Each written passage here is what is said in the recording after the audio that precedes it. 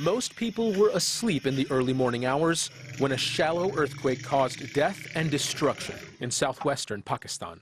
They say it was a 5.9 magnitude quake, but I would say it was more than that. Lots of lives lost and damage to property. The main mosque of the town was also damaged badly. Everyone, including women and children, were running here and there. We were scared and didn't know what to do. Later, ambulances arrived and took the injured to hospital. People in rural Balochistan live mostly in mud brick homes. And as has always been the case across earthquake-prone Pakistan, poor communities that lack modern construction methods, where high build quality is unaffordable, those are the places where earthquakes exact their highest cost. So far, we've managed more than 200 injuries. We have received 15 dead bodies. We sent some severely injured by road using ambulances and private vehicles to Quetta for better treatment. Those who are in serious condition, we are shifting them using helicopters. Despite access roads being cut off, by sunrise, rescue crews had reached the town of Harnai and begun sifting through the rubble.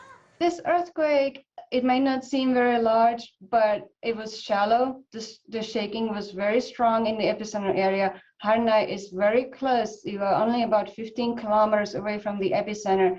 And so if you add that to the construction of the homes and structures in the area, that will unfortunately cause large damage.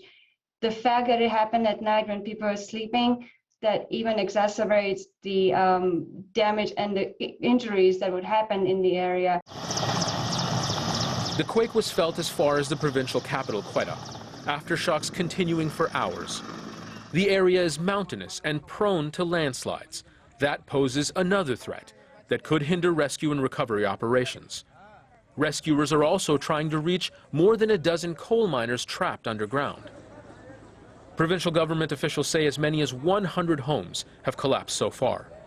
And with most people at home in their beds at the time of the earthquake, the number of dead and injured is expected to increase. Zain Basravi, Al Jazeera. Kamal Haider is in Harnai city. He says there have been several aftershocks. We are in Harnai, a remote district in Balochistan, situated about 5 hours drive from the city of Quetta, which is the provincial capital. The authorities are saying that there is damage to 500 houses. At least 20 people have been killed. The military had to use helicopters to evacuate the most seriously injured. Most of the injured, of course, include women and children. The area has received a number of aftershocks, and this particular earthquake was so strong that it was felt hundreds of miles away in the provincial capital of Quetta and other major cities of Balochistan. The government, of course, responding in time, but there is a fear that the aftershocks could lead to more damage, as some of these structures have received considerable damage. As you can see, it is dark, but we can see the rubble from the houses that are mostly built out of mud and stone, and therefore not seismically solid enough to be able to withstand a strong earthquake. The people, of course, will be expecting relief from the government. They will be expecting tents so that those people who have lost their homes can be looked after. The military is here in strength, and of course the rescue teams have been working all day long in order to find people under the rubble.